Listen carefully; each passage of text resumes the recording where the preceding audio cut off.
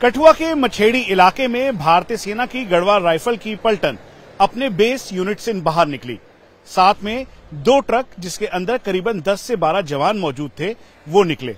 उनके पास राशन और लॉजिस्टिक का सामान था, क्योंकि वहां से करीबन 4 किलोमीटर दूर टेम्परेरी ऑपरेशनल बेस पर उनको जाना था।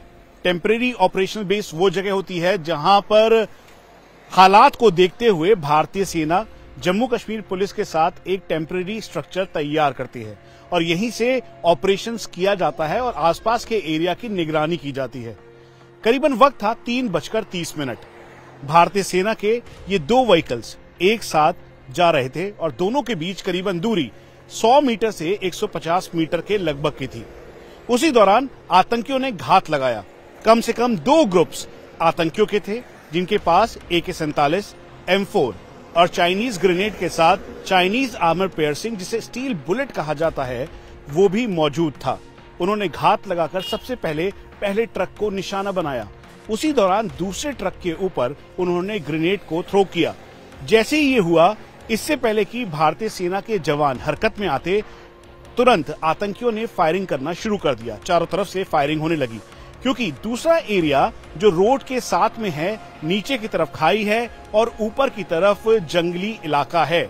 ये पूरा जंगल अगर पहाड़ों को आप क्रॉस करेंगे तो एक तरफ उधमपुर से कनेक्ट करता है, दूसरी तरफ हिमाचल प्रदेश की तरफ जाता है और ये कश्मीर को भी कनेक्ट करता है।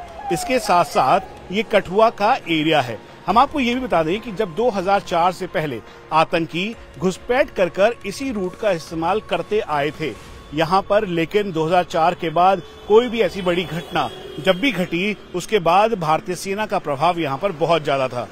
यहाँ तक कि इंटेलिजेंस इनपुट इस बात के भी थे कि इस जगह पर पहले भारतीय सेना की तादाद काफी ज्यादा थी, लेकिन जब भारत और चीन के बीच फेस ऑफ हुआ तो उस दौरान जो सैनिकों को यहां से सीधा लाइन ऑफ एक्चुअल कंट्रोल पर डिप्लॉय किया गया।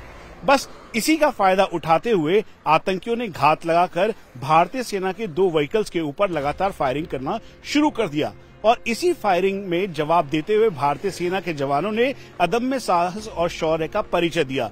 ऐसे में जो आतंकी थे, जो जंगल की आड़ से फायर कर रहे थे, उस दौरान भारतीय सेना के जवानों ने खुद अपने वेपन उठाए और उनके ऊपर फायर किया, लेकिन इससे पहले कि कोई भी संभल पाता, बहुत देर हो चुकी थी।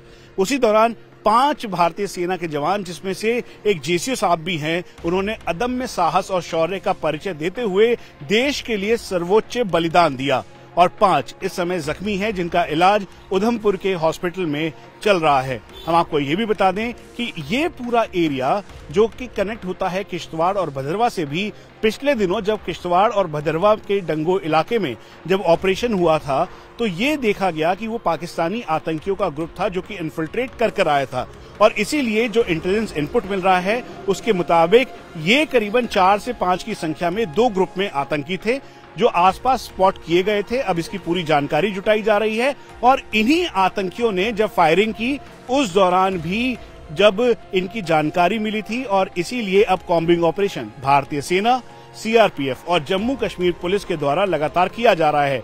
ये अपने साथ साथ जो हथियार हैं उसमें AK-47, M4 जैसे हथियार और Chinese grenade, Chinese armour piercing bullet का इस्तेमाल लगातार कर रहे हैं और इसीलिए अब घेराबंदी कर हर एक एरिया में डोमिनेट किया जा रहा है ताकि आतंकियों को न्यूट्रलाइज किया जा सके और इनके ओवरग्राउंड वर्कर्स, यानी वो लोग जो इनकी मदद कर रहे थे ढोग में, अगर ये छुपे हुए हैं या कहीं किसी हाइडआउट में हैं, तो उनको जल्द से जल्द निकाला जा सके। कैमरा पर्सन अमित ठाकुर के साथ मनीष प्रसाद, इंडिया TV।